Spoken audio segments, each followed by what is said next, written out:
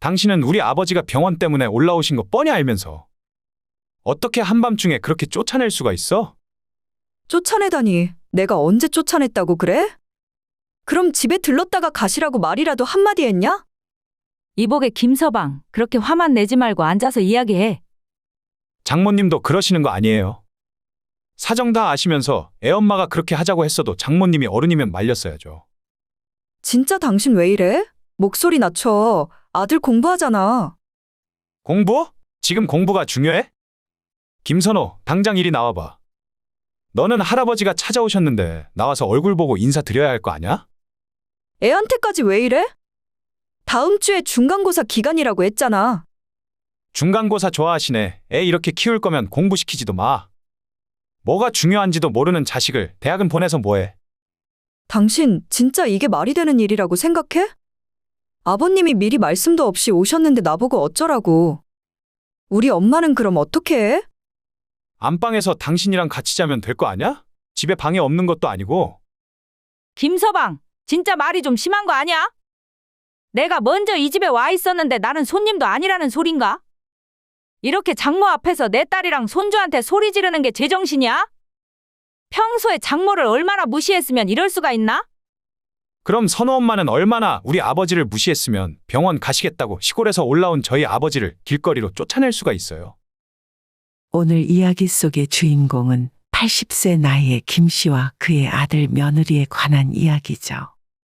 서울에 올라와 피치 못할 사정으로 인해 오도가도 못하게 된 김 씨와 그런 김 씨를 문전박대한 며느리에게 서운하지 않았다면 거짓말이었을 겁니다. 하지만 아들 가정의 평화를 지키기 위해서 김 씨는 입을 다무는 걸 선택했어요. 하지만 모든 사실을 알게 된 김 씨의 아들은 절대 참지 않았습니다. 결국 며느리에게 똑같이 복수를 해준 아들을 보며 김 씨는 아들 때문에 눈물까지 흘렸어요. 김 씨는 평생 시골에서 농사를 지으며 살았습니다. 학창 시절에 양친을 일찍 잃고 집안이 쫄딱 망해서 형제들이 친척 집으로 뿔뿔이 흩어졌었죠.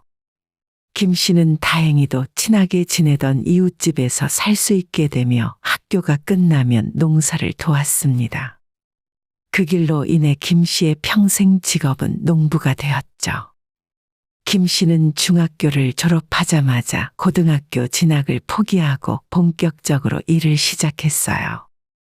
마을 사람이 혀를 내두를 정도로 악착같이 일을 했고 한 푼 두 푼 모아서 본인이 직접 농사 지을 수 있는 땅도 사고 집도 새로 지었습니다.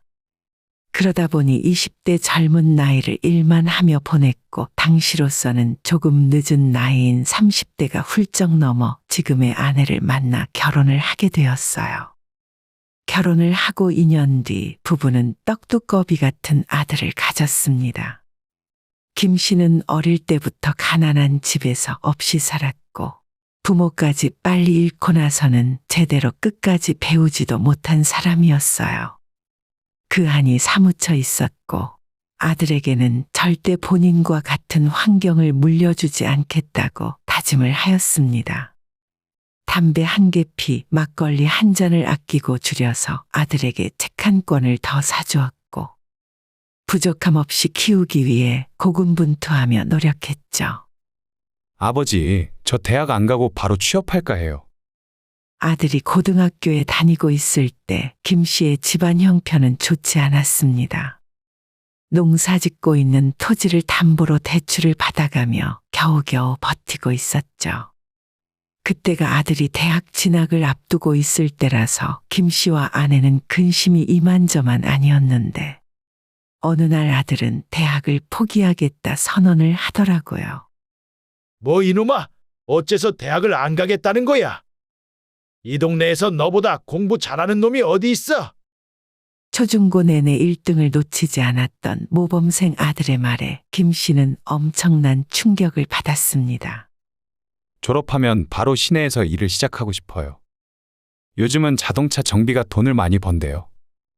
정비 기술 배워서 나중에 정비소 차리면 돼요. 너 돈 때문에 그러냐? 너가 왜 집안 사정까지 신경을 써? 학생은 공부만 열심히 하면 돼. 서울로 대학 가면 돈이 많이 들잖아요. 내가 너 대학도 못 보낼까봐 그러냐? 그래, 아빠 말 들어. 그런 건 부모가 알아서 하는 거야. 김씨 부부의 만류에 결국 아들은 대학 진학을 선택했고 서울에 있는 우리나라에서 세 손가락 안에 꼽히는 명문대학에 진학했습니다. 아들이 대학을 들어간 첫 해에는 정말 돈이 많이 필요했어요. 등록금과 기숙사 비용 그리고 아들의 생활비까지 하면 김 씨의 예상보다도 2배는 돈이 더 많이 드는 것 같더라고요. 동네에서 명문대생 배출했다고 장학금을 주기도 했지만 턱없이 모자랐고 시집간 여동생에게서 돈까지 빌려 아들을 지원해 주었어요. 아버지 정말 감사합니다. 제가 나중에 은혜를 꼭 갚을게요. 부모가 자식한테 해주는 건 당연한 일이지. 내가 너한테 키워준 값을 달라고 하겠냐? 그래도요, 아버지 덕분에 제가 하고 싶은 거 다 하고 살잖아요. 아들은 실제로 대학을 다니며 과외를 열심히 했어요. 2학년 때부터 과외로 본인의 생활비를 충당했고 그래도 남는 돈을 모아서 김 씨에게 보내기도 했습니다. 하지만 김 씨는 아들이 보낸 돈은 한 푼도 빠짐없이 돌려보냈어요. 아들 혼자 서울에서 사는 것이 항상 신경이 쓰였고 더 잘해주지 못해 미안한 마음만 들었습니다. 다행히 아들이 대학 들어간 이후로 김 씨도 하던 일이 잘 풀려서 여동생에게 빌린 돈은 이자까지 쳐서 갚을 수 있었고 토지 담보로 받았던 농협 대출까지 전부 갚을 수 있었습니다. 시간이 좀 더 흘러 아들은 대학을 졸업해서 대기업에 들어갔고 20대 후반 나이에 결혼도 하게 되었어요. 김 씨의 파란만장했던 삶은 노년이 되어가며 술술 잘 풀리는 듯 했죠. 아들이 결혼할 당시에 김 씨는 땅의 일부를 팔아 결혼 자금에 보태주었습니다. 아마 이것이 김 씨 살아생전에 하는 마지막 지원이 될 것 같아서 김 씨 부부가 먹고 살 정도의 농사지을 땅만 빼고 전부 팔아서 신혼집에 보태주었죠. 김 씨 덕분에 아들은 결혼하자마자 번듯한 아파트에서 시작을 할 수 있었어요. 김 씨는 아들을 뒷바라지하며 인생을 다 보내고 늙어버렸지만 잘 살고 있는 아들을 보면 하나도 아쉽지 않고 위안이 되었어요. 세월은 흘러 김 씨는 나이가 8순이 되었고 김 씨의 손주도 고등학교에 들어갔습니다. 아버지, 집이랑 땅 다 정리하시고 서울에 올라와서 사시는 건 어떠세요? 서울? 갑자기 서울은 왜? 어머니 무릎도 걱정이고 거기는 병원이 너무 멀잖아요. 지금은 제가 자주 찾아뵙기도 힘들고요. 됐다. 서울 한 번씩 갈 때마다 복잡해서 눈이 핑핑 돌더라. 그렇게 복잡한 곳에서 우리 같은 촌부들이 어떻게 살아? 제가 있는데 뭐가 걱정이세요? 부모님을 가까이 모셔야 저도 마음이 편하죠. 내가 안 편해. 내가 불편해서 싫어. 우리는 건강 잘 챙기고 있으니까 걱정 말아라. 효자 아들은 나이가 들어가는 부모를 항상 걱정했습니다. 물리적인 거리도 멀고 일이 너무 바빠 명절에나 한 번씩 찾아뵈는 것에 대해 항상 죄스러운 마음이었어요. 너희들은 요즘 별일 없고? 저희는 아무 문제 없죠. 아, 요즘 집에 장모님이 와 계세요. 사돈이 너희 집에는 무슨 일로? 선호가 내년이면 이제 고3이잖아요. 그래서 애엄마가 대학 입시 때문에 신경 쓸 일이 많다면서 장모님한테 살림 같은 거 도와달라고 불렀어요. 그래, 사돈도 힘들겠네. 장모님은 좋아하시더라고요. 손주랑 맨날 볼 수 있다면서요. 안사돈은 아직 7순도 되지 않아 김 씨 부부보다 훨씬 젊은 편이었죠. 김 씨는 전화를 끊고 나서 바로 식탁 위에 있는 약을 집어들었습니다. 아들이 걱정할까봐 말은 하지 않았지만 김 씨도 요즘 몸 이곳저곳이 아프기 시작했어요. 읍내에 있는 작은 병원에 가서 진찰을 받아봤지만 큰 병원에 가라는 말과 함께 약만 지어주었고 김 씨는 미련하게도 그 약만 먹으며 버티고 있었습니다. 결국 보다 못한 김 씨의 아내가 조금 큰 병원으로 데려가 종합검진을 받게 만들었어요. 그리고 그 검사 결과는 암이 있는 것 같으니 큰 대학병원에서 정밀 검진을 받으라 하더라고요. 아버지, 암이라뇨? 그게 무슨 말씀이세요? 김 씨는 아들에게 이야기한 적이 없지만 그새를 못 참고 아내가 아들에게 말을 한 것 같았습니다. 지금 당장 암이라는 게 아니라 그럴 가능성이 있으니까 검사를 받으란 소리다. 아들은 무척이나 충격을 받은 것 같았습니다. 그도 그럴 것이 김 씨 나이가 80이 다 되도록 큰 병 한 번 알아본 적이 없으니 이런 상황이 낯설게 느껴지는 듯 했어요. 아버지, 당장 서울에 올라와서 검사부터 받아보세요. 제가 대학병원에 예약해 놓을게요. 됐다. 여기도 병원 다 있는데 뭐. 그래도 서울에 큰 병원이 확실하죠. 오시면 제가 같이 모시고 갈게요. 아들의 성화와 아내의 등살에 못 이겨 얼마 후 김 씨는 서울에 있는 대학병원으로 검사를 받으러 가게 되었습니다. 검사 날짜가 일주일 앞으로 다가왔을 때 갑자기 아들에게 전화가 걸려왔어요. 아버지 어쩌죠? 저 다음 주에 2박 3일로 출장을 가야 하는데 아버지 검사 받으시고 다음 날에 돌아와야 할 것 같아요. 어머니라도 같이 오시면 좋은데 다리 아파서 못 오실 거 아니에요. 그럼 선호 엄마한테 병원 모시고 가라고 할게요. 며느리에게 병원을 동행하게 한다는 말에 김 씨가 극구 거절했습니다. 됐다 됐어. 내가 얼라도 아니고 병원에 혼자 가도 된다. 혼자 어떻게 검사를 받으세요? 보호자가 있어야죠. 아니면 네 고모한테 와달라고 하면 되니까 아무 걱정 마라. 아들은 하필 시간이 맞지 않아서 병원에 함께 갈 수가 없었고 서울에 살고 있던 여동생을 불러 함께 병원에 가기로 했습니다. 검사날이 되어 서울로 올라갔더니 다행히 김 씨의 여동생이 터미널까지 마중을 나와 있어서 편하게 병원에서 검사를 받을 수가 있었어요. 아침부터 아무것도 못 먹었기 때문에 검사를 끝내고 늦은 점심을 둘이 같이 먹었고 동생은 저녁에 약속이 있다며 김 씨를 터미널 근처까지 데려다주고 먼저 가버렸습니다. 벌써 해가 지고 날씨도 쌀쌀해져서 빨리 집에 가고 싶었어요. 터미널에 도착해 집으로 내려갈 표를 끊으려고 했는데 김 씨의 얇은 점퍼 주머니에 손을 넣었더니 당연히 있어야 할 지갑을 찾을 수 없었습니다. 아까 택시에서 놓고 내렸나? 터미널 근처에 흘렸나? 아무리 고민을 해봐도 기억이 나질 않았어요. 주머니가 많은 옷도 아니었기에 착각을 할 리도 없는데 지갑이 어디로 갔는지 귀신이 고칼 노릇이었습니다. 다행히 핸드폰은 있었고 바지 주머니에 1,000원짜리 지폐가 몇 장 들어있는 것이 전부였죠. 김 씨는 아내에게 전화를 걸어서 사정을 설명했는데 답답한 건 아내 역시 마찬가지였습니다. 지갑을 대체 어디에서 잃어버렸어요? 고모는 뭐 하고 있는데요? 걔는 진작에 갔지. 일단 아들한테 전화라도 해봐요.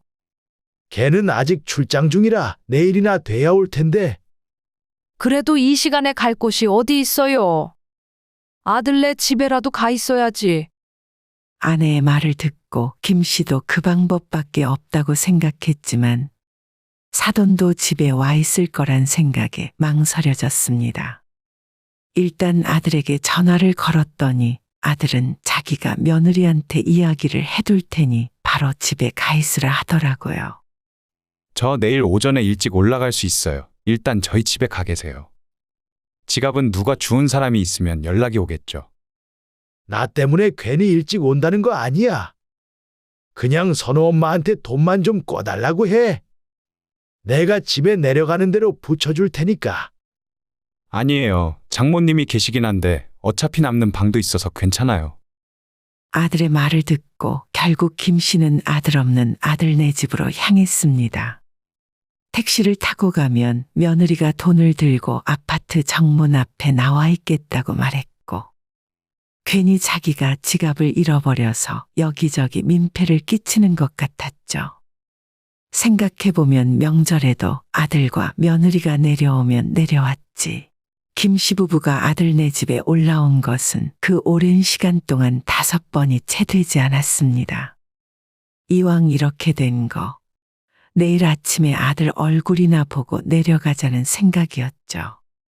택시는 30분 가까이 달려서 아들의 집 앞으로 도착했고, 며느리가 멀리서 김 씨의 택시를 발견하고는 종종 걸음으로 달려왔어요. 며느리는 택시비를 지불하고 자기 핸드폰의 시계를 슬쩍 보더니 다시 지갑을 열어 김 씨에게 5만 원짜리 3장을 건네주었습니다. 이게 웬 돈이냐? 아버님 지갑 잃어버리셔서 못 내려가셨던 거잖아요. 지금 가면 막차 타실 수 있을지 모르겠네요. 만에 하나 막차 놓치시면 터미널 근처에 숙소 잡으셔도 되고요. 며느리의 말은 지금 이 택시를 타고 다시 터미널로 가라는 말이었습니다. 저도 아까 선호 아빠 전화 받긴 했는데 지금 저희 집에 친정엄마도 와 계시고 선호도 요즘 시험 기간이라 많이 예민하거든요. 너무 갑자기 오시는 바람에 저희 집에 못 모시는 거 아버님이 이해해 주셨으면 좋겠어요. 며느리는 멋쩍게 웃으며 인사를 했고 김 씨는 손에 들려있는 5만 원짜리 지폐를 내려다보았습니다.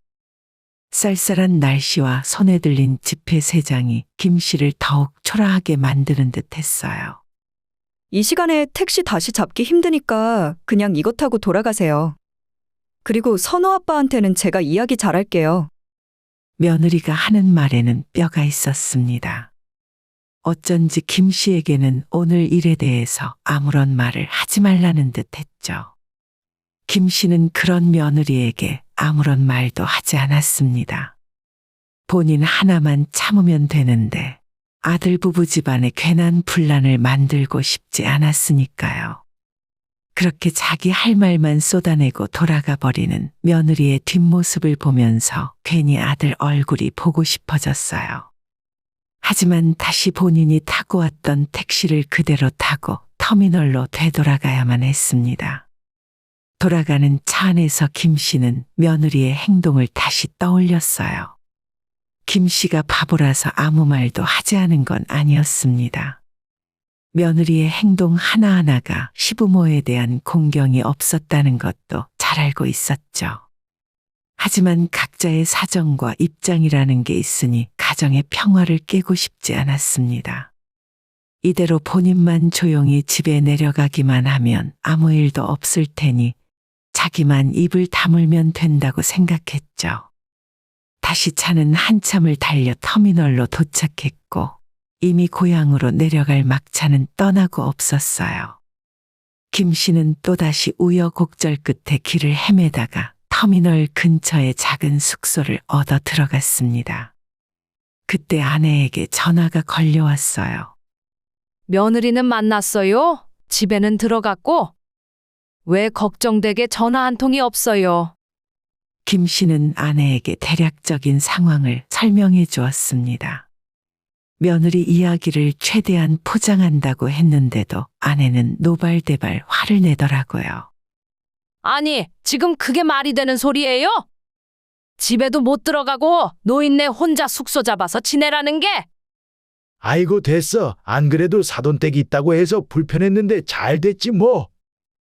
그래도 그렇지 시아버지가 몇 년 만에 찾아왔는데 돈 몇 푼 쥐어주고 돌려보내는 게 맞는 일이에요? 김 씨는 화를 내는 아내를 달래며 전화를 겨우 끊었습니다. 하지만 몇 분 뒤에 바로 아들에게 전화가 걸려왔고 이번에는 거짓말까지 해가며 변명을 할 수밖에 없었죠. 아버지, 선호 엄마가 쫓아냈다면서요? 지금 어디 계세요? 터미널 근처에 계시는 거 맞죠? 제가 지금 모시러 갈게요. 내가 불편해서 밖에서 잔다고 했어. 내일 아침에 차 타고 내려가면 돼. 아니, 지금 어디에 계시냐고요? 제가 바로 간다니까요. 아들은 단단히 화가 난 듯 했습니다. 한참 뒤에 아들은 김 씨의 숙소로 도착했고 아들이 김 씨를 데리고 나와 차에 올라탔습니다.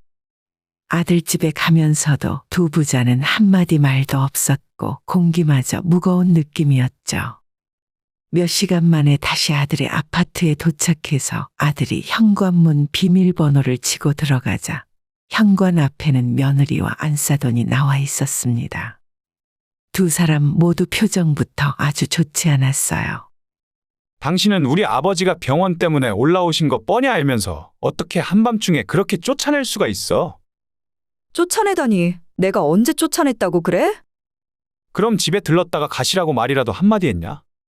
아들의 말에 며느리는 입이 대빨 나와서 불만이 가득한 표정이었죠.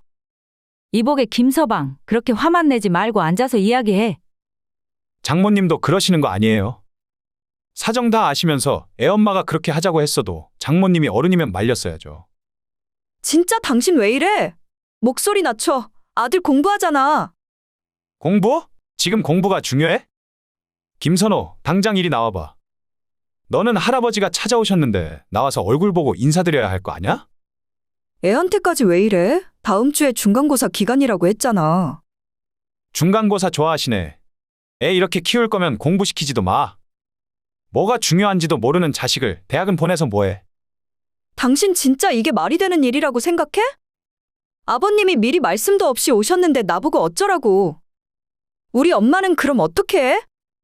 안방에서 당신이랑 같이 자면 될 거 아냐? 집에 방에 없는 것도 아니고. 김서방, 진짜 말이 좀 심한 거 아니야? 내가 먼저 이 집에 와 있었는데 나는 손님도 아니라는 소린가? 이렇게 장모 앞에서 내 딸이랑 손주한테 소리 지르는 게 제정신이야? 평소에 장모를 얼마나 무시했으면 이럴 수가 있나? 그럼 선호 엄마는 얼마나 우리 아버지를 무시했으면 병원 가시겠다고 시골에서 올라온 저희 아버지를 길거리로 쫓아낼 수가 있어요. 이제는 아들과 장모의 싸움이 점점 격해지기 시작했습니다. 그러 집주인이 손님을 누굴 드릴지 안 드릴지 선택도 못하나? 집주인이요? 이 집 주인이 누군데요? 아들의 말에 사돈은 말문이 막혔는지 입을 다물었어요. 이 집은 저희 결혼할 때 아버지가 땅 팔아서 마련해준 집이에요. 그렇다고 당신은 이 집이 아버님 집이라는 말을 하고 싶은 거야? 당연하지. 이 집 살 때 아버지한테 돈을 빌렸을 뿐이고 난 이제 이 집 팔아서 아버지한테 빌린 돈을 갚을 생각이거든. 이복의 김서방, 대체 무슨 말을 하고 있는 건가? 사돈과 며느리가 아들을 붙들고 말렸지만 아들은 멈추지 않았어요. 그리고 집주인이 어떤 손님을 드릴지 선택할 수 있다고 하셨죠? 그러면 장모님도 이만 나가주세요. 뭐야? 여보 미쳤어? 아들은 지갑에서 10만 원짜리 수표를 2장 꺼내더니 안사돈에게 건네주었죠. 이걸로 밖에 나가서 주무시던 집까지 택시를 타고 돌아가시던 맘대로 하세요. 선호 엄마, 당신도 걱정되면 장모님 따라 나가. 며느리는 도끼 눈을 하고 아들을 쏘아보더니 애써 화를 가라앉히는 듯 했습니다. 엄마 내가 나중에 따로 연락할게. 일단 집으로 돌아가 있어. 며느리의 말에 안사돈도 분한 표정으로 옷과 가방을 챙겨 나가버렸습니다. 김 씨는 거실 소파에 앉아 있었고 며느리는 한참 뒤에 안방에서 나오더니 김 씨에게 이렇게 말을 했어요. 아버님 죄송해요. 제가 생각이 짧았습니다. 김 씨는 며느리를 쳐다보지도 않고 아무런 대답도 하지 않았어요. 결국 김 씨로 인해 쑥대밭이 된 아들의 집안을 보며 마음이 불편했지만 한편으로는 아들만큼은 부모를 저버리지 않았구나 싶은 생각도 들었습니다. 아들이 침통한 표정으로 김 씨 옆에 앉아 이 모든 일은 자기 책임이라며 사과했어요. 제가 먹고 사느라 바빠서 집안이 어떻게 돌아가는지도 몰랐네요. 당장 이 집 내놓고 아버지 돈 돌려드릴게요. 아니야, 내가 이거 받을 생각으로 너한테 준 돈이 아니잖니? 아무리 그래도 선호 엄마랑 싸우지 말고 지내라. 너 마음은 잘 알았으니 이제 됐다. 아들은 잠시 아무 말이 없더니 고개를 끄덕여 대답했죠. 작은 방에 이부자리를 깔아 김 씨는 그곳에서 하루를 보냈고 다음 날 아침 일찍 아들은 김 씨를 터미널이 아니라 시골집까지 태워주었습니다. 오랜만에 찾아온 아들을 보며 김 씨의 아내는 크게 반겼고 밥 먹고 가라고 했지만 아들은 회사 일이 급하다며 바로 떠나버렸어요. 많은 일이 있었지만 그래도 김 씨는 기분이 그리 나쁘진 않았습니다. 며칠 후에 대학병원 검사 결과가 나왔는데 다행히도 암은 아니었습니다. 아들은 며느리와 화해를 했고 안사돈도 김 씨에게 전화를 걸어 그때 그 일은 자기도 실수한 부분이 많다고 사과를 하고 넘어갔어요. 다음 달 초에는 아내의 생일이 있었는데 이번에는 아들과 며느리 손주까지 다 내려온다고 해서 또 한 번 기분이 좋았습니다. 돈 없고 힘 없는 노인네라고 무시하지 않고 집안에서 체면을 세워준 아들에게 고마운 마음이 들었어요. 이제는 김 씨도 마음이 편해졌고 그래도 우리가 아들 하나는 잘 키웠다는 아내의 말에 한 번 더 웃을 수 있었습니다. 오늘의 영상은 여기까지입니다. 이 글을 보신 모든 분들의 노년에 웃음과 행복만 가득하기를 기원합니다.